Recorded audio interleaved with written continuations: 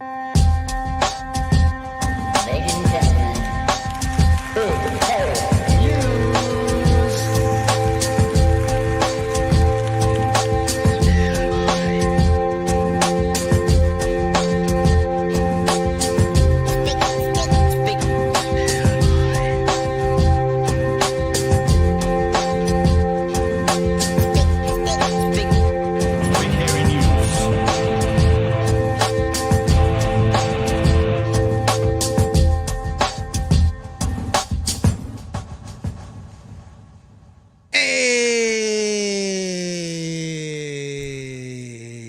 Kia ora koutou whānau, welcome back to another edition of Big Hairy News. Kia ora, Ems, how you, mate? I'm good. Welcome back. How are you? Oh, thanks, man. I'm really, really good. And I know that if people knew I'm coming on tonight, there's only one main reason, and that's for that one. So let's just get the dog. Oh, the dogs. Oh, God, the dog's something. Oh, no, that's after 10 p.m. content. Sorry, Nala, we're not doing that early. No, nice to be back. How are you? Look, I've got Chewie with me. So Chewie's here as well. Yay, Chewie's still here. Chewie's still here. They're probably wondering where Chewie is, to be fair. I'm not Chewie. I don't even know where Chewie is. He's off somewhere doing something. I found out about it on Friday. And so what we're going to do this week, Whānau, for some of this week, is we might have a few guests coming on. We might have, I don't want to mention names, I've thrown out some invites to people. And of course, Ems is here with us for tonight because she's been the boss for a couple of weeks. And I want to know what's been going on. And I'm sure you guys want to know what's been going on in my world. And here we are. How are you, Emily? I'm good. I had a weekend. What does that mean? That sounds like someone who says, I had a shit weekend. Yeah, I had a weekend. I honestly can't remember. Today's been a bit of a blur. Had lots of things to do, so yeah. Yes, ready to start the week. Yeah, look, people are dropping off already. Watch for Chewie's rants. What's the I'm point? sure I can fill his boots. Maybe. Okay. We sometimes think about Bright Hairy News. Emily kind of does the Pat role and Magenta kind of does the Chewie role. So I don't know what happens when two Pats are on. Maybe I'd have to lose my foo-foo valve more for tonight than usually. I feel like we're going to switch. Okay, you're going to be the crazy one tonight? Well, I mean, like I'll throw something at you. You can have a foo-foo and then throw it at me. And I'll get angry. Yeah. Cool. Cool. So lovely to be back. So lovely to be away. I was tuned into a little bit of the political world as I went away, but there's lots that I miss. We did actually get a good chance to switch off, and I've got some stuff I want to share with you tonight from stuff that I wanted to comment on from the stuff that I was away. But what I want to say first of all is 3 weeks ago, well 2.5 weeks ago when I was last here, we had an ambition to get 100 new paid patrons in the next 2 months. It's been 3 weeks since then.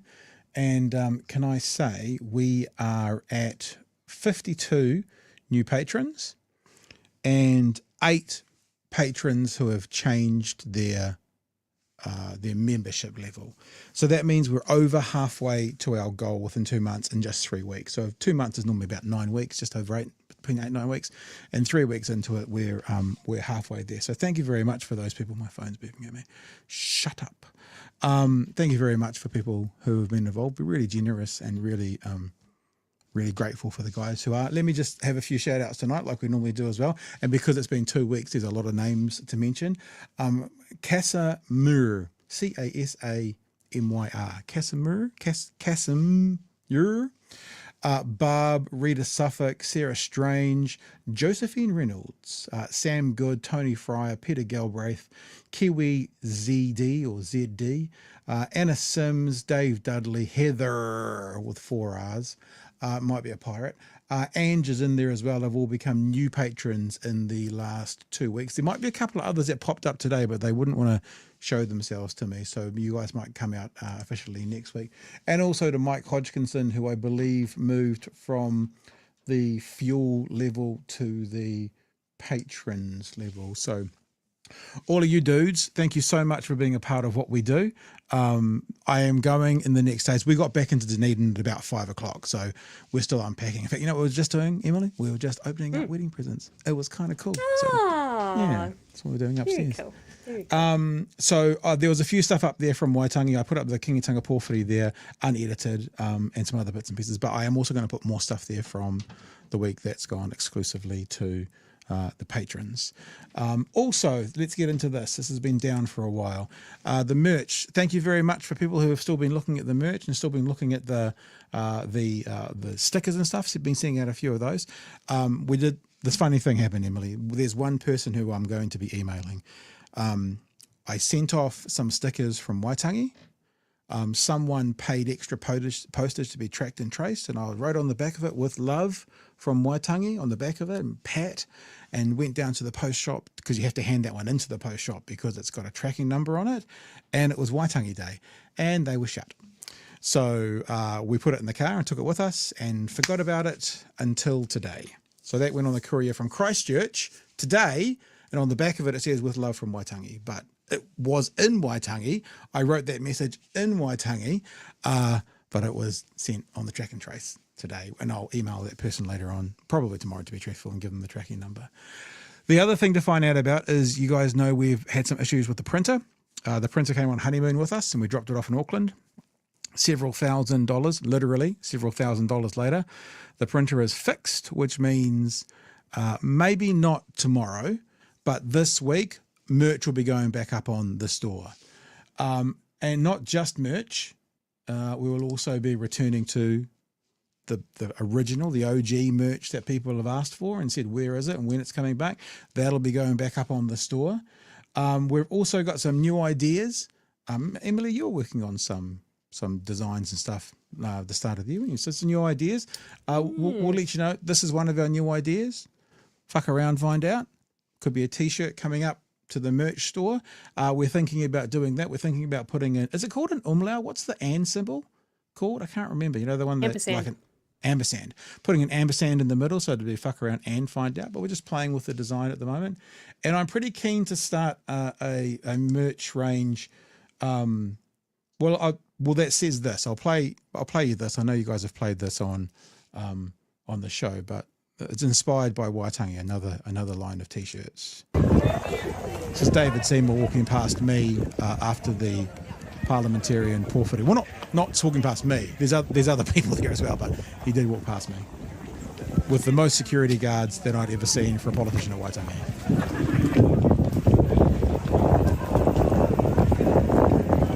Bye, David. So I think hashtag Bye David would be quite a cool t-shirt. So we'll look at doing that as well. I like the thought of a front row of people at the next election going to something that David Seymour's at, having Bye David t-shirts on. I think that'd be kind of funky, actually, to be honest. So yeah, just some updates on what's happening with that stuff, and cool to be back. Emily, what else? What do you mean, what else? What else did did I we put miss? you to sleep? No, you didn't. Just, well, we're kind of doing a collaborative show tonight. You've organised some stuff, I've organised some stuff. We want to talk a bit about the Waitangi experience. People have been messaging me saying, tell us a little about it, so maybe we'll do that tonight. You kind of have prepared the bulk of this show. So what would you like to start with? What should we get into? Your choice is between Trump, Luxon, or Seymour. Oh, good God. What about Waitangi? Is that in there as well somewhere? Well, you can start with your Waitangi if you want. Well, we could either end on the good news or finish with the good news. Well, let's do this, because I do have some stuff from Waitangi, and there's some things that are relevant to it, and there's some things from Waitangi which are relevant to us being the show as well. So let's have a start here, shall we? These are just a few of the images from us being up there. You might have seen some of them. There's a couple of things I wanted to mention along the way. It was cool seeing people from, oh gosh, see what happens here? I do that and it opens up in a different window. There you go. Cool seeing people, that was a bit strange seeing my face walking towards me. But buffer shirts up there, BHN gear up there. Of course, you heard from this crew when we talked. It was Hinimara. yeah, sorry, names just jumped out of my head, who was one of the guys who, the correct word is enhanced the treaty. That was some imagery from up there. You know, it was a really good time, good vibes. It was chill, lots of cool stuff going on. You know, watching the waka do the mass march was cool. March is probably the wrong word. Just this is not Waitangi. This is up by the Stone Store. It's just all happening at the same time. So this is not Waitangi. This is just normal something happening up by the Stone Store. Beautiful waiata being heard from all over the place. Listen to those cicadas.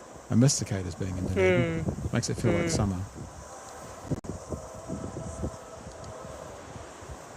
I'm going to show you one thing as well. I caught up with some of the whānau from Labour. Can I ask who the two people on the left of Chewie, Chewie is? That's Rachel Brooking. So she's a Dunedin MP. And this lady here, I think, was working with Chewie. Excuse me if I've got that wrong. But the Greens had a big presence up there. I think you guys have seen that photo. That was a funny story. Me and Tamitha kind of walked past each other. Then we both did that look back at the same time. And I went, Tamitha, and she went, Pat! And so we got a chance to catch up, which was cool. A couple of, that's probably my favourite photo from the day. I don't know why I look like I'm 7 foot tall, but that was just coming across Chloe and Ricardo was there as well, manning his merch. I don't know why he didn't jump into the photo. Yeah, it was a really chill time. I've come away from it with some observations as to what's going on. I think this really is New Zealand's Mecca, and I'm not meaning to call this a religious experience, but you know, in the Muslim faith, the belief is you have to get to Mecca at least once in your life. I feel the same about this now. I think every New Zealander should get to Waitangi at least once in their life. It was surprisingly easy to get around. People were talking about 80,000 people, and there was parking set up that you could basically drive to the town next door and they'd bus you back in. Didn't have to do that at any stage. We always got to park down on the waterfront. I mean, there was 80,000 people there, but we always got to park. We could walk in there as well. Yeah, it was cool. It was just a good time, and I'm very keen to do it again, and I'm very keen to take the show there again. Originally, we had sort of planned that maybe Chewie would come up and meet us, and that sort of fell through. It was quite good that it fell through because we were going to do an official show from up there, but the group that said we could use their studio, they kind of fell through. So I feel like it was a bit of a recce week for me. I was on honeymoon as well. That's a secondary point, but it felt like it was a bit of a recce week to go, how can we do this? You know, that's the Aotearoa Liberation League. Eru was in there as well. You know, apparently there's no protest flags allowed on Waitangi. There's no protest messages allowed on Waitangi other than on Waitangi morning when you cross the bridge in the Hikui.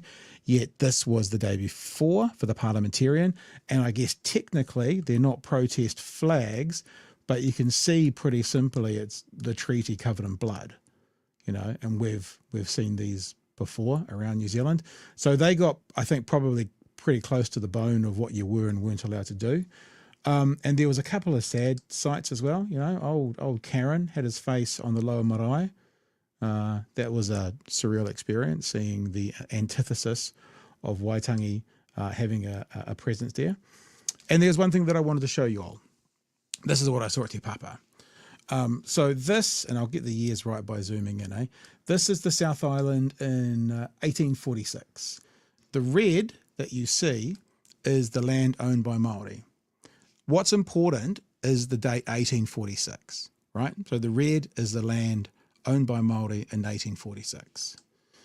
I thought it would just go to the next one, but it hasn't. This. Can I add some context to that last one as well in a second? Sure.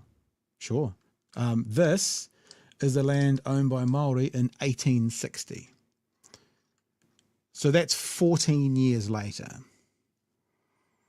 So from 14 years, 1846, land owned by Māori.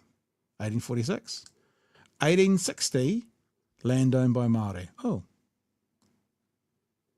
I was shocked at that number. Like if this had have been 1846 and like 1972, but 1846, 14 years later, 1860. Context, please, Ems. So I was at that first one. If you show the first map that you were looking at, I can. I just noticed on that first one, see how the Otago Peninsula and the Otago area is already owned? Yeah. So my settlers, colonizers, let's be honest, came here in 38, 2 years before the treaty was signed. Yep.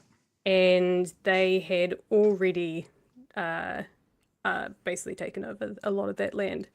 Probably more north of the peninsula, though, but technically that's where my colonizers came from and decided that was theirs. So. And notice, like, this is Banks Peninsula, right, out by you. Mm-hmm. But what's not owned by Māori then is all around the irony. I'll use the ironic word, the foreshore, because of course that's where the boats come to. That's where the docks are. That's where commerce and trade would happen. Now, I'll plead ignorance. I don't know the full story here. I don't know how much of that land, if any, was sold by Māori versus how much was taken from Māori. But just the idea that basically the whole of the South Island in the space of 14 years goes from 99% Māori owned to 1% Māori owned is shocking. I'm going to do some more research on that. So here's my takeaways from Waitangi. The first one, which I've said a couple of times on the show while I was phoning in, is this is not a tourist event. It was quite surprising to me. I was standing, and no, I'm not. No, that's wrong.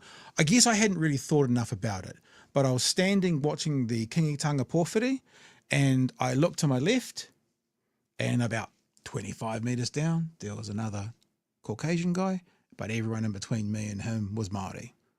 Looked to my right, pretty much everyone Māori. It was local iwi, it was Māori coming to see other Māori. And it was a bit different for the politician, but it was still majority Māori. You look at the markets, especially on Waitangi Day, there's a sports field up near the Upper Marae, and they set up a whole market just for that day. There was markets the whole week, but on the sports field there was one on actually Waitangi Day. It was all about Māori health, Māori mental health. It was all, it was actually stuff aimed at Māori. It wasn't like come and buy a plastic tiki. I mean, they were there, but the majority of it was Māori tents for Māori people, or Māori education to learn more. It was really interesting to see that it really is it's a homecoming rather than a tourist event. And that's why I think if you're anything like me, and I've always said that, look, I'm so white, I'm nearly pale blue. I'm of Irish ancestry. My mother's maiden name could have literally made me a Paddy Mulligan, which is your consummate Irish name. Like my family calls me Paddy, her maiden name was Mulligan. I literally could have been that, right? But I've always said that if you're a part of New Zealand's story, then the Māori story is a part of your story. You can't get away from it because the Māori story is a part of the New Zealand story. So for all of us, even if we don't bloodline into Māoridom, the Māori story should be a part of our story. So I think everyone should get to the birthplace of the modern version and New Zealand today and where it came from, the modern version came from that day and that moment. I mean, there's a lot more than that, obviously. There's 1,000 years of history behind that as well. So it's not for tourists. Also, the thing I took away from it was the cowardice of National, and it'll probably show in the article we're going to look at tonight. So maybe we start with, because are we showing the one news story for the polls tonight? Is that one going to be? Yes. Because that talks a lot about Waitangi, so maybe we'll flow on into that next day. They talk in there about Luxon not being there, but you got to stop, because I was talking to John Campbell, and I'm like, hey, I forgot I said that, but I actually said to John Campbell, have you seen Nicky No Boats? And he knew what I was talking about, which is quite funny. And he goes, no. And I left it there. But later in the day, I was like, well, where's Chris Bishop? Where's Simeon Brown? The top four weren't there. So National wouldn't let their top four, you can go on, go away if you want to run away from me, that's fine. Snobbing me again. Been home for long enough. So it's not that the Prime Minister missed it. It's that the Prime Minister and number 2 and number 3 and number 4 missed it. And then there's Erica Stanford at number 5. She was there. That is cowardice. That is disrespect, right? It's, to me, that feels shocking. And then on top of that as well, you'll hear him say it tonight, Luxon's like, other prime ministers have missed Waitangi. It's a normal thing. It's not a normal thing. It's not the norm. It's literally not the norm. Yes, Helen Clark missed 9 years. It's not the norm. And when did she miss it? She missed it when Māori wanted her head over the, metaphorically speaking, over the foreshore and seabed. So she didn't go when she was in times of trouble. Cowardly. Luxon didn't go when he's in times of trouble. Cowardly. 2 didn't go, 3 didn't go, 4 didn't go. 5 went. And also, he keeps saying, I skipped Waitangi. Well, hang on. Brownlee was there. Rachel Booking was there, who was a Dunedin MP. And guess where they were the next day? Both of them, on Waitangi Day, were with Luxon and Akaroa. So actually, don't buy this. I couldn't be there. Because, the parliamentarians do the day before. They do the 5th. Going to Waitangi for the Prime Minister is being there on the 5th, not the 6th. It's the 5th. And they were there. Brownlee was with you the next day. It's just cowardice and it's just horseshit. And I don't give a flying fuck what colour your politician are. If you're not going to be there, especially if you're one of the leaders, especially if you're one of the people that people want to talk to, then you're a coward. Absolute coward. I got this. Gifted Punamu while I was there. Hey. Pretty excited about this. It's a bit of a bucket list thing. It's funny, there's been a bucket list thing for me, and you're not supposed to buy them for yourself, so you can't buy them for yourself. And kind of going, I'd really like one of those. That's kind of not done because it's sort of like you telling someone to buy it for you. So love it. I guess finally about this, I've got some other stuff to do with when I was away, but I would like to make this a yearly thing for either the BHN team, for some of BHN, for whatever it is. I made contacts while we were up there, and I think that we should make an effort to be there. I'm going to show you a text later on during the show at some stage talking about the difference between Twitter and Blue Sky. And basically the difference is all the people on Twitter were like, why the fuck would they go there? What a waste of time. All the people on Blue Sky are, this is brilliant. You guys should do this more. You should be there, so that's the difference. But yeah, I'll say it again. I think everyone should do it at least once on Waitangi Day. Even if you are anti anything Māori, it's just so much fun. Like there's stuff going on all the time. There's concerts, there's a forum tent. You showed that footage of us listening to that. There was one the next day on media. I missed it. I came in towards the end and John J Campbell was speaking and just talking about the media and stuff. It's really, really interesting. So a big thumbs up. And thanks so much to all of you guys for being involved. Eames, thanks for you for basically enabling me to go and keeping on the show going. You guys who have watched for the last 2 weeks, Emily has done all the work. Not all. Well, all the prep, you know what I mean? All the pre-work and all the post-work, which is the hardest stuff to do. So thank you to you, Emily, because you enabled me to go, and to you guys who are watching and enjoying the content. I've had a look at the numbers and stuff, and it's great. You guys are rocking along. It's been great. Your first week numbers. And I want to try and do it every year. I want to try and do it every year. I mean, whether we can or not, I'm not sure. But I want to try and have a presence there every year. And I wasn't media, but I just saw people and they knew who BHN was.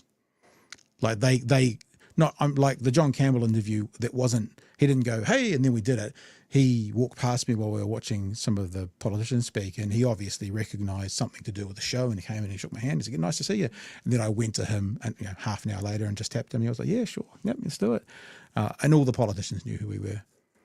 But the only ones that would stop were the lefties. The other guys wouldn't stop. So yeah, that's me. I've taken up too much time to talk about this, but that's pretty much where we've been, and it's all sort of, and look, I've met tons of people up there. Tumeki, obviously. There you go. Mrs. B was there. Yep. Mrs. B was the camera lady. So That's what she ended up doing something like, and had a good time along there. And yeah, bunch of people. We'll see you there next year. Yeah. All right, I'm done, Emily. Do you want to know? Have you any questions about it? No, it's fascinating that, well, it's good to see that people are know your face and see you around, and there's some high profile people that know us, and Yeah. Well, we an eye wanted on to. things? I was interested. I was interested to see what would happen. I don't like, to be really fair, I don't like the public side of this. I get it's a bit weird when people come up to you and say, "Oh, I love it," and you're like always very grateful, but I find it a bit peculiar. But it's what we do.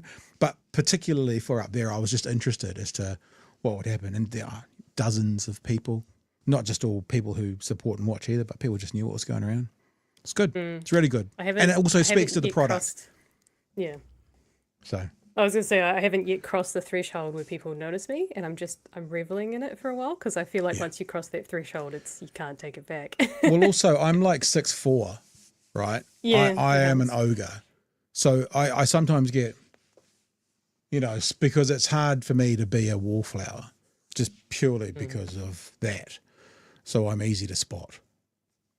It's good though. Oh, look, if you're watching, come say hi. Come up and say hi. Just be aware that I probably come across as a little bit more sort of outgoing and extrovert on the show than in real life, perhaps. Just a little bit. All right.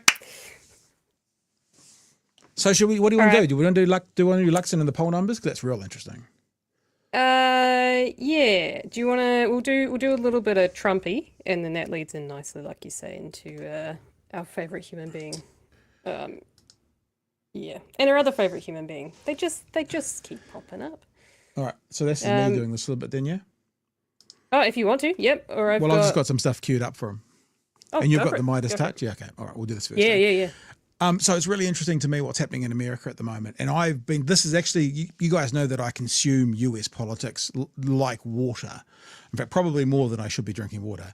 But I haven't really paid a lot of attention in the last couple of weeks. That's one of the things I haven't really been keeping an eye on. But hearing bits and pieces here and there about what Trump's been doing and saying, especially about Gaza, there's a real backlash at the moment from people who voted for Trump specifically because they were unhappy with what Biden hadn't done for Gaza, are now starting to regret those votes pretty massively, saying he wants to turn it into a fucking hotel.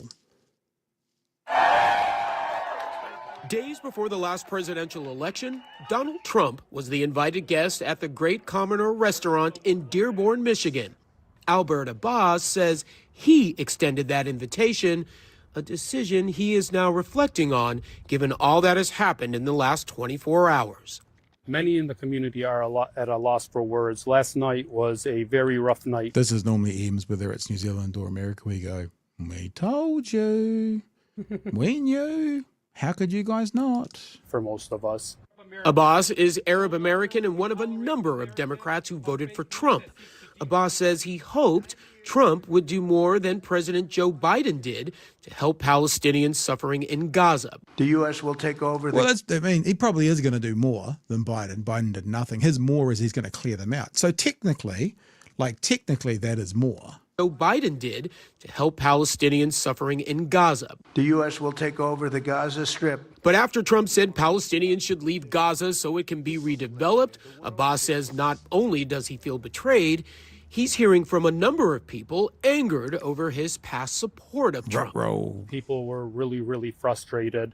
And I don't think there's anyone to blame. At the end of the day, as Arab Americans or Muslims, we really didn't have much of a choice. Well, that's utter horseshit, because anyone with an ounce of sense told you who they could do. So we're seeing it more and more and more. Pro-Trump Arab American group changes its name after the president's Gaza. So he said, we could turn this into the Riviera of the Middle East. That's what I'm saying. So they've changed their name from, I think it was Arabs for Trump to Arabs for Peace or something like that. The talk about what the president wants to do to Gaza, obviously we're completely opposed to the idea and transfer of Palestinians from anywhere in historic Palestine, the guy said. We also did not want to be behind the curve in terms of pushing for peace, because it's been our objective since the very beginning. It goes on. You're also getting Americans. So there's the Arab Americans who are getting pretty pissy about that. But you're also getting some pretty hardcore MAGA guys who are pissy about it, because how is this America first, which was the test, you know? Trump, you're being a fucking idiot if you think, oh, this is a tweet, by the way, if you think America should own the Gaza Strip, stop with your gibberish bullshit, take care of America, because that's why we voted for you, not this owning the world bullshit. Trump has said the US will take over the Gaza Strip. What about America first, etc., etc., etc. So some of the hardcore hardliners are pretty pissy about it as well. And then this is a 20-minute long video of just people who voted for Trump. I was a dumbass, voted for Trump. It was the worst. The worst. Just quietly, that's the accent you expect, eh? Someone who voted, that's the accent, eh? I was a dumbass who voted for Trump, but... Decision I ever made. I've seen the light, and I got out of MAGA. A lot of us there have seen the light. We have deep regrets. I feel guilty. You know, anywhere. I mean, I'll just jump to, I don't know, 7.5 minutes. Christmas bonuses because of the tariffs, because your employers are going to need, since you voted for Trump there, you're finding out that you may not get your Christmas bonuses because... All the way through. What was happening? She's like, you know, he's talking about getting rid of VA hospitals. He's getting rid of possibly disability for veterans. Or putting a 10-year max cap on that. Anyway, it goes on and on and on and on and on. And you're also finding people, there's this pretty horrific woman in America called Riley Gaines. She's a swimmer who is now, you know, doing everything she can. She's very anti-trans in the community. Her husband is English, and he was going to get denied a visa under Trump's regulation. So you've got this massive MAGA, you know, pusher. That's kind of worked its way out for them, but it only worked its way out because the Trump White House got involved. So for all the other people who don't have the profile, who have an English husband, gone under the conditions that her husband hadn't, he hadn't got to the right criteria to get through. So there's a whole bunch of this going on, and the regret is very, very real. Emily. Yeah. It's a real slap in the face. I'm always torn between feeling bad for them and kind of like I told you so, because I think they were swindled. They know they were swindled, and they were promised things, and it was the way that they said things, and it's the undereducation around the political speak, and it's undereducation of what it actually means to deport millions of immigrants, and what he means by an immigrant. And he says they're criminal immigrants, but he actually can't, in order to do what he wants to do in a sweeping mass pace, he can't just go pick and choose and go through the legal system. He's literally going to pick them all up, throw them on a plane, and send them off without actually realizing some of the people he's picking up in that giant fishnet are legal. Well, yeah, well, there's been lots of examples. Your mother, of, your brother, of, your yeah, local shop owner, that sort of shit. There's been lots of examples of business owners in certain areas realizing one of their other business owners who's been there for 20 years, who's Hispanic, is getting deported. And they're like, we voted for Trump, but literally saying this, but this is one of the good ones. So you don't get to pick between the good ones and the bad ones. They're all going. But you say you feel sorry for them. I'll be honest. I struggle to feel sorry for them, but there's a reason for that. It's that old adage of fool me once. Fool me once, shame on you. Fool me twice, shame on me. He's done this before. He's been in. How can people get fooled again? So I struggle to feel sorry for those people. It's a little bit like when you get that disinformation loop. I do often feel sorry for the people at the bottom getting, but not the people who are spreading the disinformation. But this time, you've had 4 years of this, kids. You know, you've seen this. Fool me twice. It's shame on you. It's absolutely shame on you. Yep, that's what I mean. I'm always conflicted. I don't want to give them that grace, but I also can understand the ignorance of being uneducated in the specifics around this, and it's easy to be fooled when you're just don't have the access to that kind of, yeah. Where I think for me it's easy from our side because we have the education and we understand it, and we understand the broader picture, and we understand that he is going to just do the 2025 playbook, Project 2025 playbook. Yeah. But they just don't understand that, and I feel bad for them because they don't understand it. They don't have the education to understand what it means. So I'm always conflicted because I'm like, yeah, told you so. But also, like you say, fool me once, fool me twice sort of thing. Yeah, I mean, if I'm being honest, the probably the people I feel sorriest for are the ones that can get caught up in it. Like there are going to be obviously people deported who shouldn't be, people who live in there 20, 30, 40 years, whatever, who shouldn't be, who are now citizens. You know, I mean, no one's going to say, could you get rid of this criminal element that are here illegally? No one's going to say that shouldn't happen, right? Because we would do it here. If you come from Australia to here, you break a law and stuff, then you'll do your time and you'll be sent home. It's the way the countries work. But if you come from Australia to here and you work for 20 years and you pay your taxes and you're a good upstanding member of society and you help things out and you've got kids in school, and then a government goes, well, you haven't ticked the box here. You've missed one box out of 14, so you're out of here. That's what I feel sorry for. If the innocents get caught up in it, even if those innocents are technically part of the people breaking the rules, them, not the ones who have voted to choose to be fooled for a second time, voted for the man. Speaking of, thanks for Yep. segueing. Pleasure. I think this is one of the, so this is the Midas Touch network, Midas Touch, CBS commentary on someone who is pro-Palestine, I believe, but voted for Trump. And this is interesting because she doesn't, he comments that she doesn't sound uneducated. She sounds very articulate. So it is one of those things that kind of just negates my whole argument. But we'll have a Could listen not here. stop the carnage that's happening in Gaza. If you were to give President Trump a grade for how he's handling Gaza, Middle East, what would it be? I would say like a C+. College senior Sarah Shaban voted for Trump. She says she gasped when she saw his remarks. I was disappointed, but I also wasn't surprised. But I would say that I kind of find it hard to believe that he would actually implement what he's saying. Did you regret voting for him? A little bit. Now, folks, you're going to have to explain to me, what is this brain rot? Is this brain mush?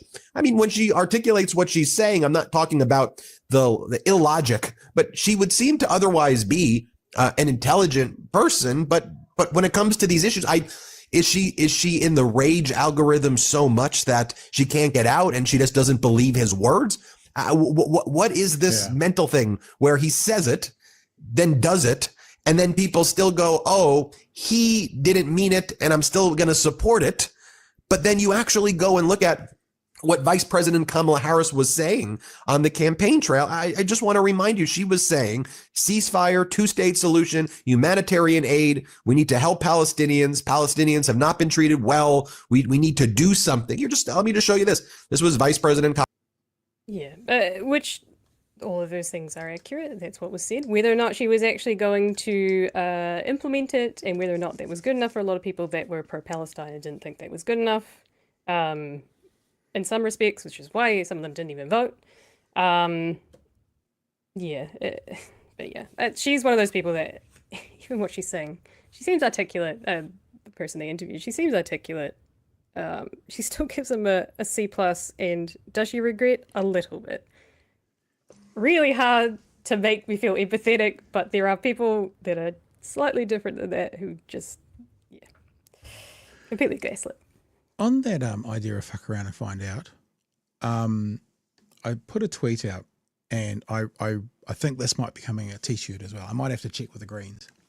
But when listening to Chloe in that panel that you showed a part of, she said something which was, if you don't, people go, oh, I don't do politics.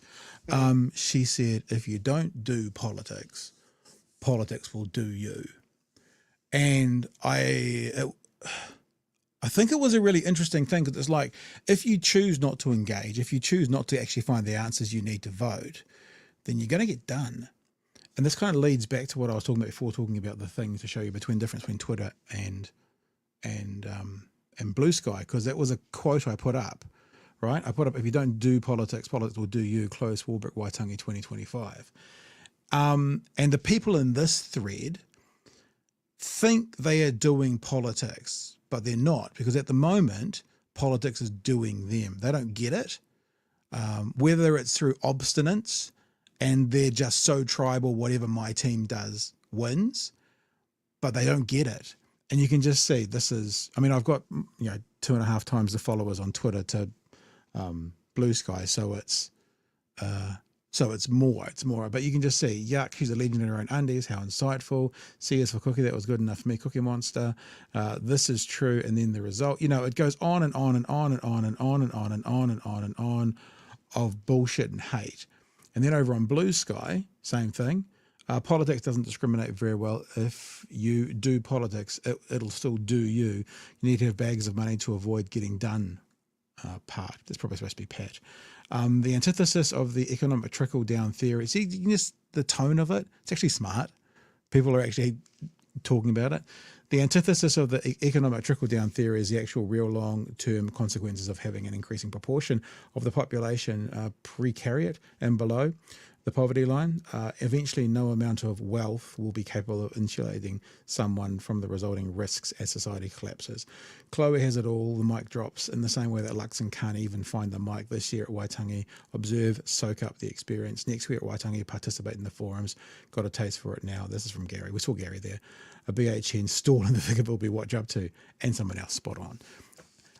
I really like that theme. It's a little bit like we had last election. If the left don't vote, the left loses. The left votes, the left wins. It's time to, there was a lot of talk at Waitangi about activation. We've talked for a long time. We've talked about all these sorts of things. We've let our voices be heard. Now it's time to activate. And I think that's going to be a catch cry for 2025 for a lot of people. Ems? Yeah, I think we talked about this last week because I was talking with someone who's probably in their 40s, has 2 kids about school age or under school age, just going to school now. And I was talking about how I was interviewing Barbara Edmonds and Duncan Webb, and then I was showing photos of you in Waitangi, and she just blank faced at every single person, including Chris Hipkins, as to who they were. And I was like, okay, you should probably pay a bit more attention to politics. She's like, nah, I'm good. But she's in a position where she is one of those squeeze middle, but she's high enough in that squeeze middle that realistically a lot of it doesn't actually affect her so much. But if she were to be, if one of her kids went to hospital, whatever it is, or, all of that systemic stuff where it's like, I'm having to wait 6 weeks, I'm having to wait 6 months for an appointment, but doesn't actually equate that to what the government are doing by choice. Yeah. She just kind of goes, oh no, our health system is really struggling at the moment. It must be a lag from COVID, but doesn't realize that that's because of National's actions. Well, I think the truth is it's systemic, but as everyone's telling us, Gary Pinder, get him on if you want. These guys are pouring fuel on it. So you can't lay it all at their feet because this is systemic. I mean, nurse shortages, doctor shortages have been perhaps decades, but the things they're doing now is going to hurt us for decades rather than trying to incrementally and slowly make it better. Yeah. But I just, it annoys me, and it makes me feel like I'm lost in the source, because obviously as being the show, you kind of have to be a little bit knee deep in the source in the political space to talk about it, right? But she's also really, but that's really privileged as well. It's a really privileged place to be to not have to worry about politics. Yep. I mean, hearing someone in the disability sector talking about how things have been cut for them. They don't have the privilege of being able to go, let's just not worry about politics because politics is doing them. You know what I mean? It's like, as the poster on my Blue Sky said, sometimes even if you do politics will still do you. But it's those people, it's those people who don't have the ability to go, I don't know, it doesn't really affect me, because all it does is affect them. And for people like the person you were talking to, they're our job. Like, it's almost like we need to be the evangelists to, for those who don't know, evangelist is like a religious statement to go out and to tell people about your religion. Like, basically that, we need to show them. If they are someone in the squeeze middle, we need to explain to them why actually the Green Party tax package was exponentially better at the last election than any of the others for that squeezed middle. And it's unfortunately one of those things where sometimes bumper stickers work better than policy. And so it's finding that balance of educating people, with good policy, but also giving them tidbits that they can remember and might impact them in the poll. It's sending them clips of this show. It's sending them conversations or interviews. That's our job, right? That's our activation. We need to educate ourselves and each other, and we're doing this on some level for you guys watching. And you guys use that stuff and go and educate the circle around you. It's like that old Weller advert, and they tell two friends, and they tell two friends, and so on, and so on, and so on. You're probably too young for the names. But yeah, that's what we got to do. We don't necessarily have to get them to the cut and thrust of, politics as a blood sport, but we need to give them enough to give them the information to then be involved.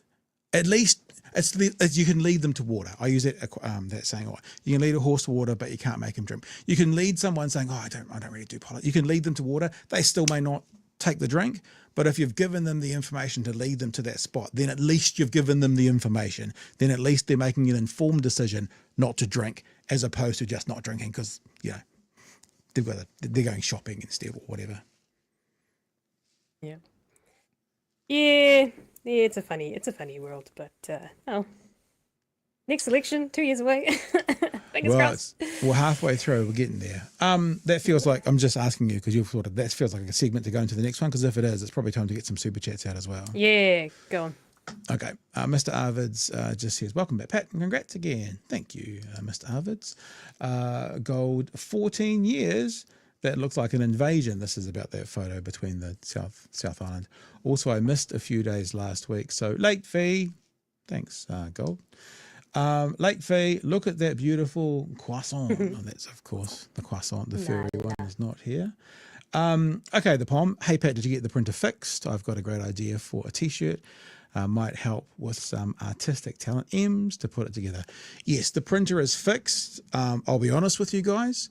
We basically paid the same amount to fix the printer that we spent on buying the printer. So we've come out of all of that lovely merch that we sold pre-Christmas at basically break even. So we have the printer back. We don't have it set up yet. It's still sitting in the boot of my car because, as I said, we got back about 5 o'clock tonight. But tomorrow we'll be plugging it in, setting it up, and then we will be getting back to doing some merch and some more ideas on the way as well, which we'll tell you about. And also, James says, Biden-Harris utterly failed Palestine. Many US Arab voters supported Jill Stein. There you go.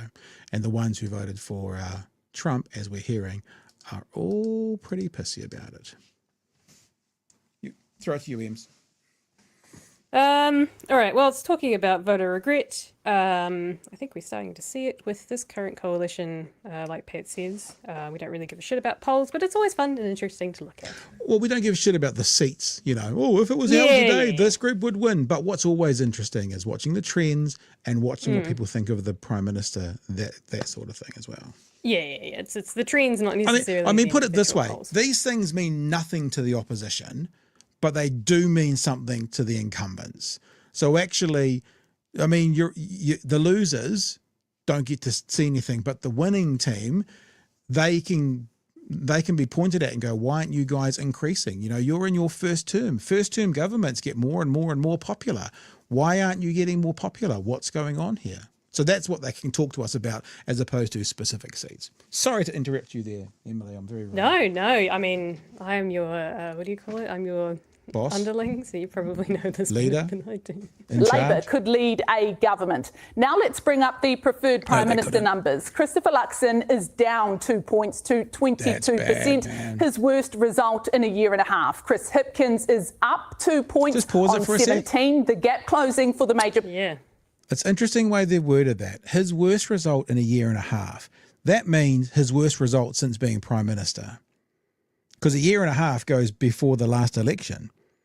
Because a year ago would have been February, 6 months before that would have been previous to the election. So why didn't they say this is the worst result he's had since being Prime Minister? It's worded it interestingly. So basically, he's got worse and worse and worse approvals since being prime minister. And what you're seeing here is a little bit, and this is the connection to Trump, you've got people who are regretting, because like Bomber always says, a lot of national voters just voted because they wanted tax breaks, not all this other shit they're doing.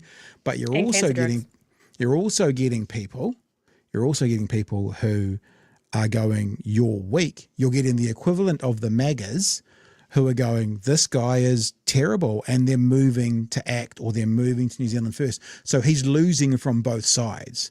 He's losing from those centrists who wanted, that was a good tail, I saw that go across. You're losing from the centrists who are like, this is not what you promised. And he's losing from the further right who are going, you are a jellyfish and you are a cuck. So he's losing it from both sides. Still a big gap though. Be interesting to see where it tips. Or if it just sort of sits at that awkward 17-22 or 20-20 and teens. Yeah. Yeah. Parties and their leaders. Everyone else is steady. Chloe Swarbrick and David Seymour on 6, Winston Peters on 5, and Hana Rafferty Maipi Clark on 1. A big poll to kickstart a big year ahead. So is the coalition honeymoon phase over? I don't think they ever had one, Chris to be Hipkins fair. is one happy paddler. Pause that for a sec. As opposition parties on... He talked to me about this. He was out there for 3 hours. So they've shown this as a clip. He was out there for 3 hours, and he said he didn't quite say it was a spiritual experience, but I was like, is that because you were basically hallucinating by the end of it, being out there for 3 hours? And he was like, nah, so good on him. The other thing is I saw it, I haven't got it to show you, there was an image of Christopher Luxon in those days leading up to Waitangi, and it might have been a Diwali event. It was an Indian event where he was helping with the cooking and stuff. And the caption was just, could you ever imagine Luxon doing this at Waitangi? Could you ever see Luxon helping pull the hangi out of the ground? Yeah, interesting, eh? Or serving food. I think that was an image I saw from Waitangi last year, or even the year before that.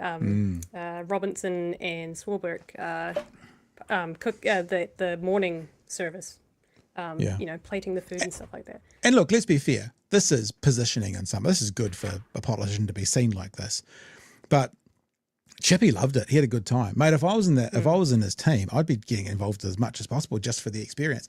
Look, it's on some level, it's a photo op and stuff. But when one side is like, yeah, sign me up, let's have some fun, and the other side's like, wouldn't even do it, that still says something.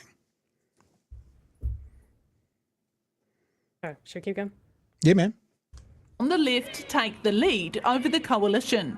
I think New Zealanders have seen enough of this government to know they're taking the country backwards, but we know we have to get out there and earn every single vote. We will do whatever we need to do to make sure that this government is a one-term government. People are really hungry for the vision that we have to offer. National's New Year reshuffle promised a stronger lineup, but a 3-point drop in the polls isn't the tick of approval thereafter. But there's a lot more for us to do, and that's what this year's all about. It's about growth, growth, growth. Growing the coalition's support.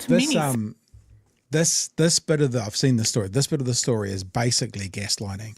Luxon is now basically going to try and tell the people of New Zealand that everything's going well and everyone's happy with what they're doing, when they've just seen the scientific research that says the opposite.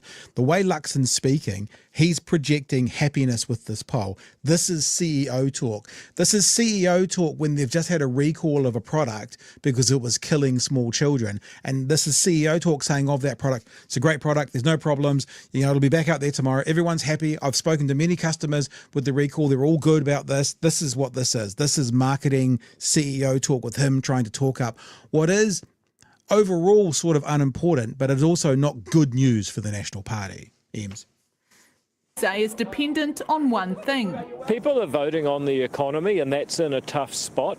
But I think in the long term, all three governing parties will do better as the economy improves. So the plan is starting to work, and there are some real green shoots of that we're turning. Where are these green shoots? It's not just the economy. With a highly charged treaty debate, Christopher Luxon's Waitangi snub prompted questions over his leadership. He didn't show up to Waitangi. He's not showing up for our communities. Not going to Waitangi really exemplifies his leadership, which is absent. Just remember, just want to say this again. I know I've said it already in the show. He didn't go to Waitangi. Neither did Nicola Willis. Neither did Chris Bishop. Neither did Seymour Brown. So we got to make sure we keep saying it's not just about Luxon not going. The top four refused to go. Erica Stanford, and of course, because of Māori protocol and stuff, it was down to Tama Potaka to then speak on marae. So this is what National have said to Waitangi. See how there's 4 people there? So you just fold these other ones down. That's what National said. That's what they've said to Waitangi. Sorry, go Ems. This is just a few comments on running rings around this. Christopher Luxon's out of his depth. Winston Peters and David Seymour are running circles around him. I think New Zealanders would say actually we're doing a very good job of being very united on the things that matter most to them. Yeah, I personally enjoy working with Chris. I think he's a person who has our country's best interests at heart. As for a possible coalition on the left, Labour today ruled out Te Pāti Māori's policy idea for a Te Tiriti commissioner. It's unlike Christopher Luxon. I won't just roll over and give other parties everything that they ask for. I think, we have to have some bottom lines. I think he's got to keep an open mind. Yeah. Wrangling. You know that mirrors? Unfortunately. Do you know that mirrors? Yeah. Well, Luxon says, yep, I'll kill the bill. Oh, Stephen Seymour says, he'll come around to it. He might change his mind. It's a really bad version. It's a really bad thing to be saying now by Labour. Yep. I mean, you put it this way, Labour, you don't need to be causing a rift. Why would you choose to go, we'd never do that, rather than saying, well, that's a conversation for after the election. This is where we stand. Why would you put anything out there that put a gap between you and another left party? I think that's silly. It's like, you don't have to go all guns in. Yep, absolutely 100% we're on board. But you also don't have to go, nope, absolutely not. I don't know if the voting public will then actually want to see that hard line yet. And because you're in opposition, you can do whatever. You can promise whatever. You can say whatever. And maybe it would be smarter just to, even if it's going to be a bottom line, 18 months out, bro. Chippy, booby. You don't have to. Just say I don't know too much about it yet. I've heard the headlines of it. If that comes to the time, we'll talk about that post-election. That's all you got to do.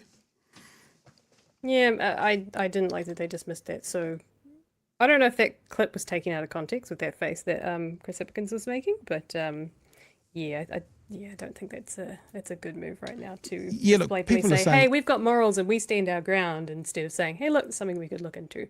Yeah, look, Chippy's trying to play the middle, sure, but you don't have to do that yet.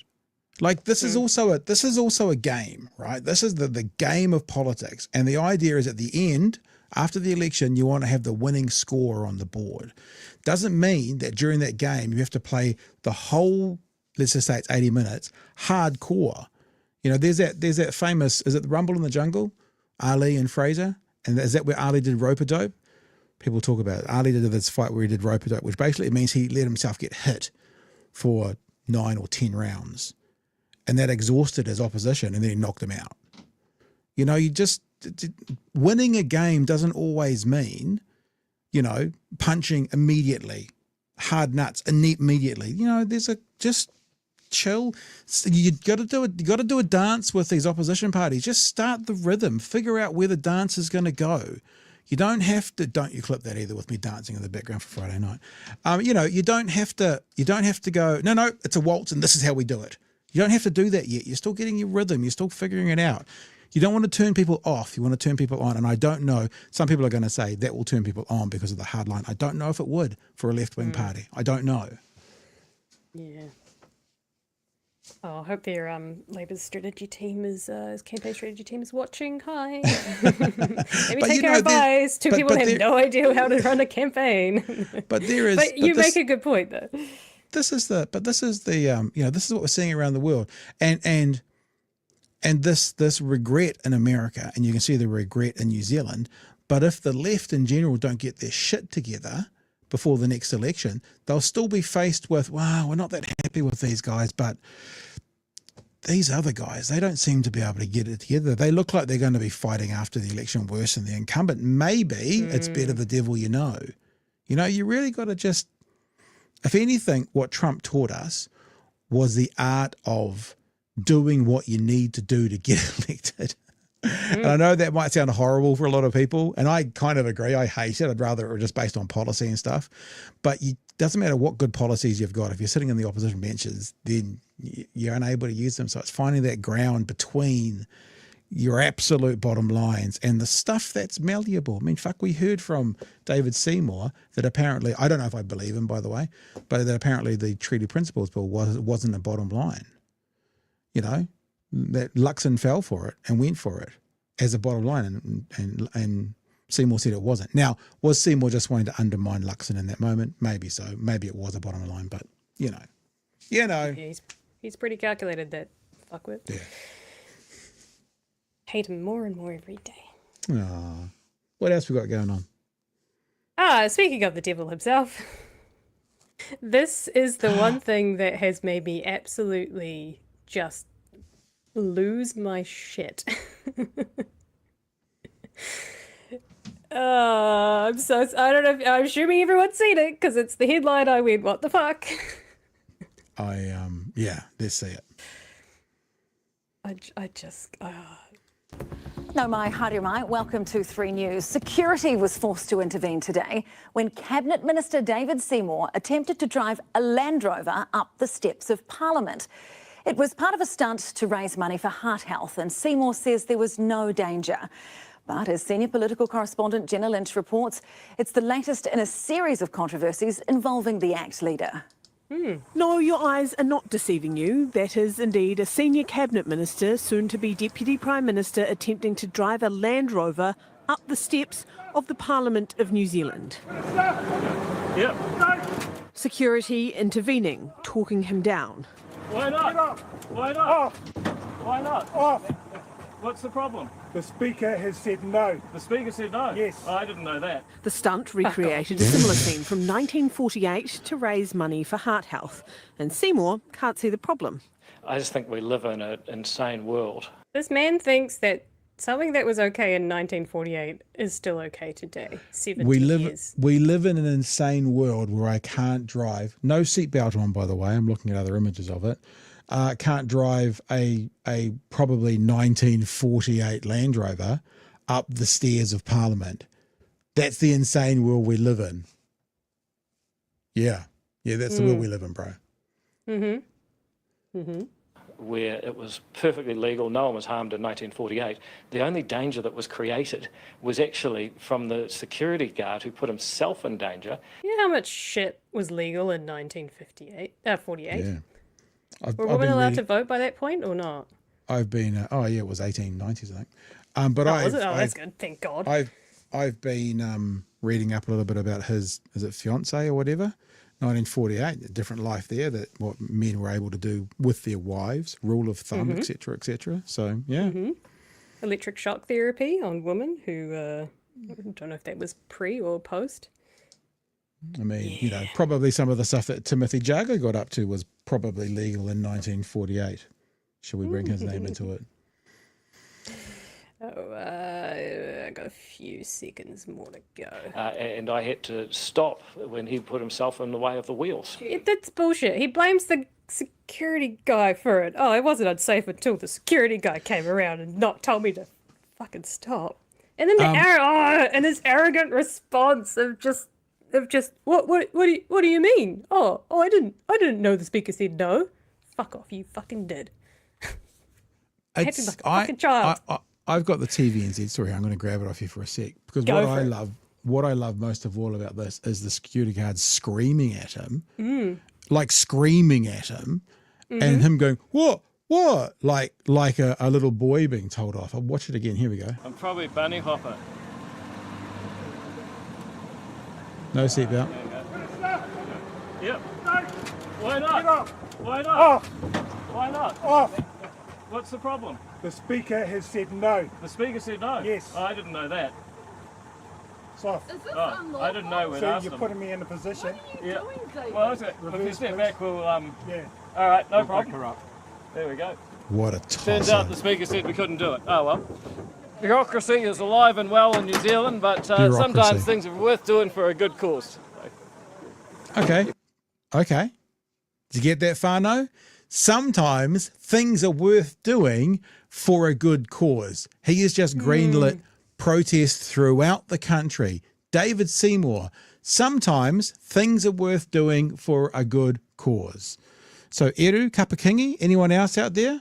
You are now got permission to do things good for a good cause from David Seymour. Sometimes things are worth doing for a good cause. There we go. Here we come, guys. If it's a good cause, worth doing. So this is obviously the raw footage as well. You probably should have got Speaker's approval for that, David, do you think? Oh, I thought we had it, to be honest. I'm surprised we weren't allowed to. But it turns out he explicitly said we couldn't. Right. There you go. Okay. I thought. There's always a bit of red tape trying to stop you do something for a good Red cause in this tape. country, isn't there? Wait. But what these guys are actually doing, if you didn't catch it, is they're raising money for human heart valves that actually grow within a child, so they don't need to be continuously operated on to replace it. And I think that's absolutely wonderful, and people should get behind Drive for Heart and actually give them their money. They're trying to raise $300,000, and so far they're on 50 grand. I wonder if David Seymour's association with that cause is going to be a bit like Elon Musk's association with Tesla. I saw a Tesla the other day that said, bumper sticker, it said, "I bought my Tesla before I knew Elon was an asshole." So maybe it could be the same. Maybe he'll have, I wonder if they're thrilled that he's got their name in his mouth at the moment as well. Yeah. Anyway, I just hate the tribal nature of this. If this was someone else, if this was a left winger, like some blimmin' radical blue head freak, like all our friends are, that was going up there and something, he'd be off his nut. You know he would be. Everything about it, he'd be off his nut. I just can't. I can't handle the bullshit, eh? It's activation time, people. Enough talk. If it's for a good cause, you can do it. Seymour just said so.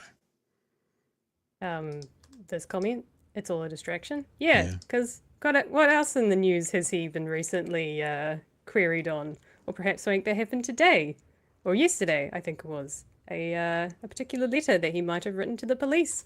Mr. Polkinghorn. About yes. Now, I haven't got that. Maybe we'll look at that. Maybe we'll try and look at that a bit more tomorrow night. But the thing about that letter was I did read a little bit on it, but like I said, I haven't been hugely plugged in. He said he was writing it on behalf of his constituent, and that's all he said. So therefore, I took from that, it didn't matter what his constituent was accused of. He was going to write a letter defending his constituent, because he didn't say anything like, I've researched this, I've had legal advice. It was just, his defense was, I wrote it on behalf of my constituent. So therefore, any constituent of his accused of the worst crimes in the world, he'd just like, yeah, I'll write a letter on behalf of you. I wonder if he wrote a letter on behalf of his ACT president. Did he? Did he write a letter on behalf of Tim Jago, whatever his name is? Because if he's going to write it on behalf of someone accused of murder, he was acquitted, but accused of murder, who else is he going to write letters on behalf of just because he knows them with some tacit connection? Weirded me out. The only big thing that was that came out of essentially out of that was actually my shock in the response to what Luxon had said, that it was ill-advised to have written the letter. And this is probably the hardest attack I've seen on Luxon from someone under him, being David. And this baffles me a little bit. So Luxon said Seymour was ill-advised to send a letter in support of Polkinghorn while police were investigating his wife's death. Seymour told Checkpoint his actions were not ill-advised. No, my response to that is what's ill-advised is commenting when you don't know all the facts and criticising a local MP for doing their work, which is standing up for their constituents. He, Luxon, he's entitled to say that, but I would say that before criticising a local MP for doing their job, you should know all the facts. But he said it just there. He was standing up. So what did you know about the case? Why were you confident in putting a positive word out there for Polkinghorn? Like, what was it that led you to then standing up for that constituent? If it was any constituent, if your constituent was like a baby killer, what was his name? Marilyn Manson? That's this artist, isn't it? Charles Manson. If your constituent was a Charles Manson, well, I'm just standing up for a constituent. Like he hasn't even come out and defended why. That's the thing. Why? Okay, so you did, but why did you choose to stand up for him? That's what I want to know. Madness. Yeah, it seems to be thing after thing after thing with this guy. And, we've had Jago, we've had the fucking driving up steps, which completely made the whole thing about himself when he was supposed to be awareness for a charity, for a good cause, and he fucking made the whole thing about himself, and then the Jago thing, and then his own controversies in the past, and he's not. I refuse to let him become the next Teflon minister. This guy should not be deputy prime minister, and I hate Luxon for not having a fucking spine. It's driving me nuts. Yeah, it goes on in the chat. Don't look at the man behind the curtain, says Fetu. James, Luxon equals weak, unconvincing, uninspiring, no integrity. Kiwi Bird, we live in an insane world. Joke. I mean, David. Quote from Luxon today. My job as Prime Minister is to hold my minister's behaviour and their conduct to account. So he does know what his job is. But he says that, but that doesn't mean he does it. You know, he's got to do it as well. To the whole driving up the steps was, I don't know about this. I don't keep an eye on this political stunts or whatever it was, shenanigans. I'm Speaking of you fucking should know this shit. Speaking of the political stuff, Peter Symes says, wasn't Collins rolled in the low 20s? Where Luxon is at the moment. Kai Matara. Bro, Luxon, even your hair doesn't know growth. FIF tax is a tariff on US investments. Will the US retaliate? Replace FIF with capital gains tax before Trump figures it out. There you go. And Mr. Arvid's here. Thank you for the super chat. There's nothing like giving people something to vote for to activate them. This is why I'm so disappointed in Chippy. I still don't think he gets it. It's going to be a big change. We take too much for granted. Yeah, I think those are pretty fair comments. Yeah, I'm very much looking forward to getting back into this. I had a very good holiday. I'm very glad I went away. It was very nice being in a part of the country where that big yellow thing in the sky emitted heat. Strange for a while, but we got there. I understood and remembered what sweat was, and the smell of sun screen came back into my head. It was good, but I am quite interested and excited about getting on with this year. This year's going to be huge, whānau, and we need you. We need you involved. We need you on board.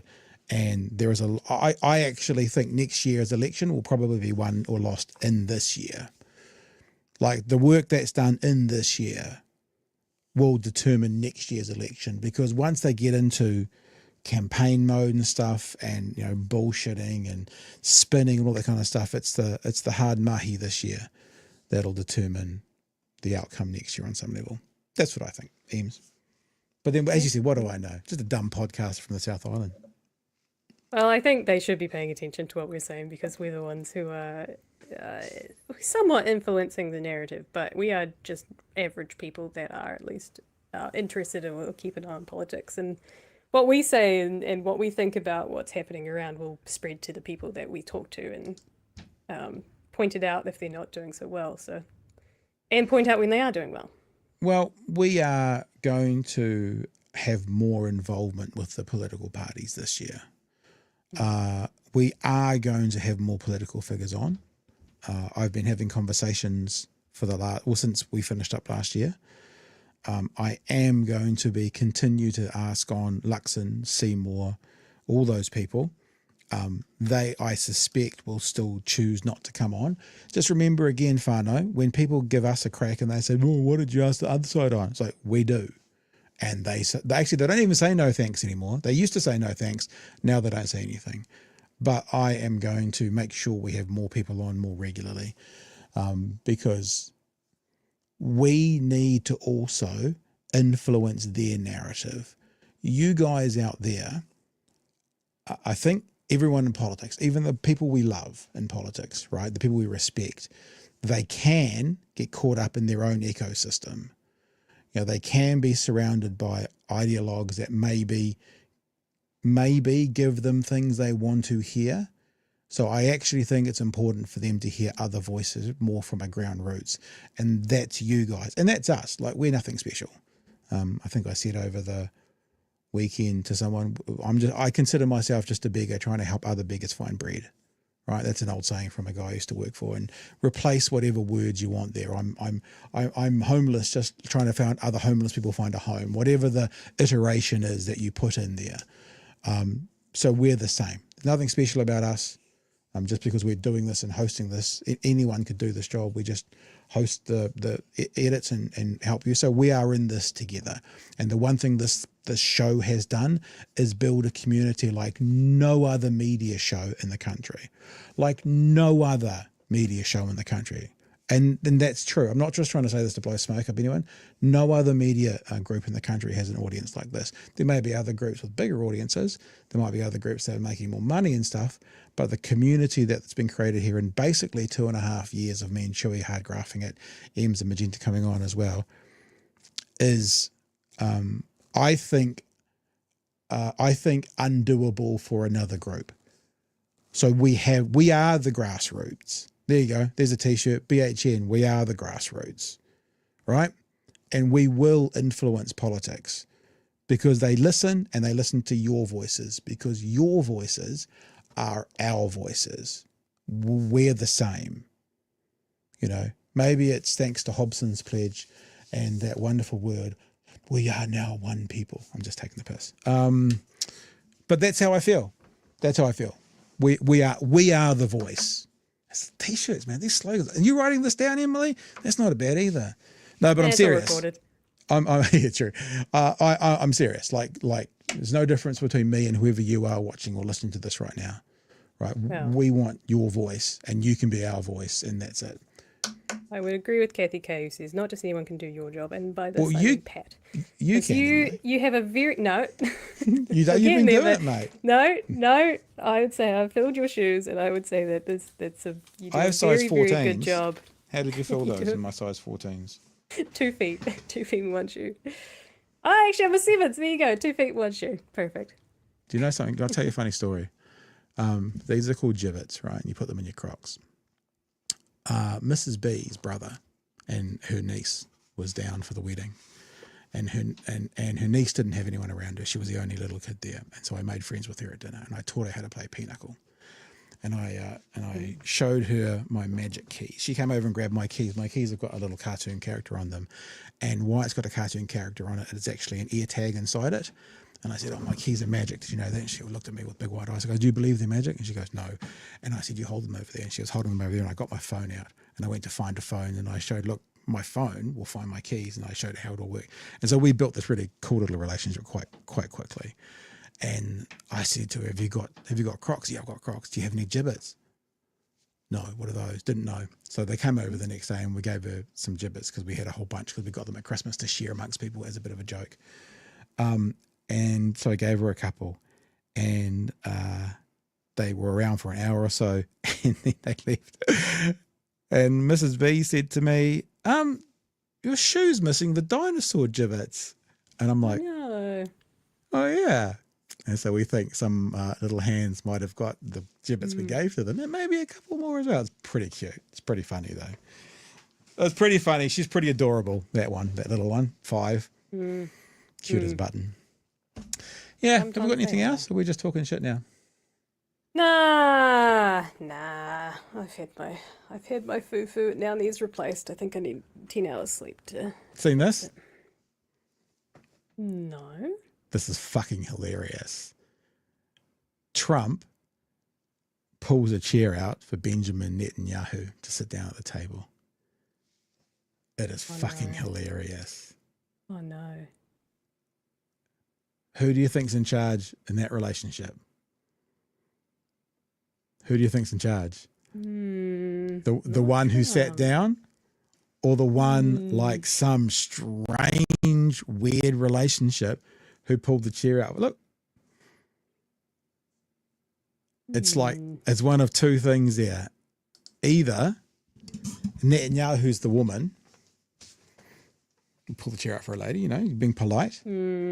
Or Trump's the child and daddy's got to sit first. The king. This is blowing up on the internet. And a bunch of those right-wing MAGAs, again, this regret thing, are like, why the fuck would you pull a chair out for a man? I've never done that my whole entire life. It's really funny watching them all melt down. It's really, really funny. It's really funny. There you go. There's a little tidbit for you at the end of the show. Hey, aren't we supposed to finish at 11:45 when you're on? Don't you and Magenta always go to like 4:01 in the morning or something? No, I refuse to be part of that. 90 minutes is... No, we sometimes do. We like a good discussion. Usually on a Friday. Yeah. BigHeroNews@gmail.com. This week is going to be a bit different. I think Chewie's I don't even know if Chewie's going to join us at all this week. He doesn't really tell us what's going on. He's too cool for school. But we will have some people on tomorrow. Eames, you better stay by your phone as well. I haven't really organised anything because I've just got back to Dunedin. But this has been fun. Is this the first show you and me have done by ourselves?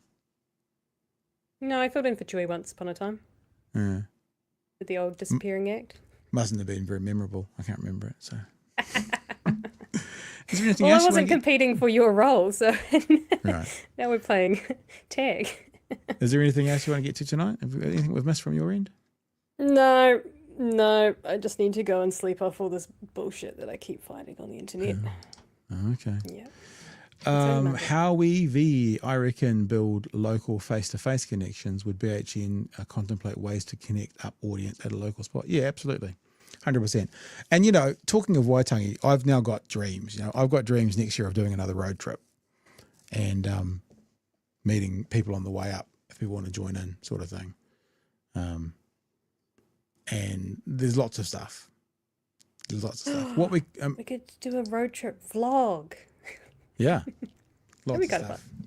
Do an EV road trip. It's so much fun taking the EV up. Oh my gosh. It was fun, man. And we only had one close call, and that's when a camper van nearly ran us off the road. We had just by Kaikoura. We had to actually pull on the shoulder or we would have been hit. So we're going behind a car, and EVs are all quick, right? And so I started to speed up to overtake this truck in front of us, and I could see the camper van behind me had pulled out into the lane to overtake. So of course I didn't go. I'm like, okay, you do you, boo, go past me, go past the truck. Couldn't get past the truck, so just started pulling in beside us, and we had to pull off to the road. Sat on the horn. I had a noise come out of Mrs. B that I didn't know existed, and then I was just like, you fucker. And then about 15 Ks later, because we let them go, they were, you know what it would have been? They would have been racing for the ferry. 15 Ks later, they're on the side of the road talking to the cops. So something happened. Someone had got them, or the cops had got them or something. So dangerous. Yeah, that was about it though. We had a pretty good run. It was lots of fun, and it's not a big deal charging. I mean, I'm lucky because my car can do, 400 to 500 Ks on the open road, 600 Ks around town. So, but it was good fun. And we were in Christchurch a couple of times. We were out Kashmir just last night actually. That's the other thing. I was coming home. Messaged a mate. We're going to stay at a mate's house for the last time. Messaged to a mate, and we're like, looking forward to catching up tomorrow. And left it, and got a phone call the next day going, bro, I'm in Auckland. I thought it was next weekend. so we're driving to Christchurch, looking on Airbnb, trying to figure it out. It was good. Good fun though. All right. I think you're still officially in charge, aren't you, of this show? I'm not sure. Oh, am I? I mean, you got the credits. Is that what we're getting to now, is it? Well, I don't know. Sure. All right, team. Thanks for tonight. It's been a blast. It's actually really nice to be back. Really, really lovely. Nice to have you.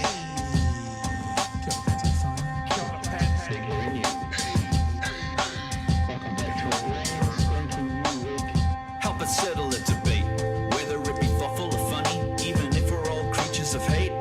It's a fine line that we're walking together. For better, push aside the temptation to berate. Let's take a note of the corners we stand in. As many points as the hairs on my chinny chin chin. When the news that we're watching is hairy, knowing all the things that we need to be wary of. Like the rich have the hand out for rewards, while the many have to work out what they can afford. And the rest of us ain't paying attention, or maybe have questions we're too worried to mention. Other media is still dwelling on trivial facts, vetting peas from the rice and the mice from the rats, and picking and choosing a war path to run, and linking ourselves with the hill to die on. It's gotta come down to a welcoming vibe with the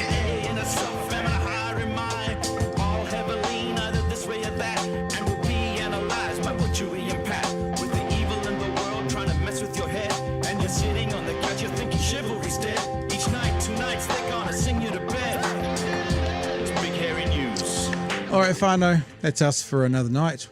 Good to be back. I'll be back tomorrow night from 9 p.m. for another live edition. We'll see what happens tomorrow night. I'm keen to chase this Polkinghorn story, though, so I might do a bit of research on that tomorrow. And is that for me? That's about it. Ems, anything you want to leave with? No, I may or may not see you throughout the week, or I might see you on Friday. But I hope everyone has a good week. And Just did a message to my phone. Clint Smith. Yep, I'll be there Wednesday. So Clint Smith on Wednesday night. There we go. We got one booked in live, exclusive. An old favourite. An old favourite. A young favourite. Yeah. Young. Classic favourite. Hey, thanks for all the work you've done, Emily. It was incredibly comforting to know that I left someone mature to run the show, and it was a great job. Fine. Every time I tuned in, both times I tuned in, it looked like you guys having a blast, and it was a good time. And I'm glad everybody who was watching enjoyed the Waitangi stuff. It sounds like you thought we planned to have like it was more like it fitted in, so we did it. But it sounds like people are like, this is great, we should do this again. So maybe we will. Catch you tomorrow night from 9 p.m. for another edition. Hooroo team. Jenny.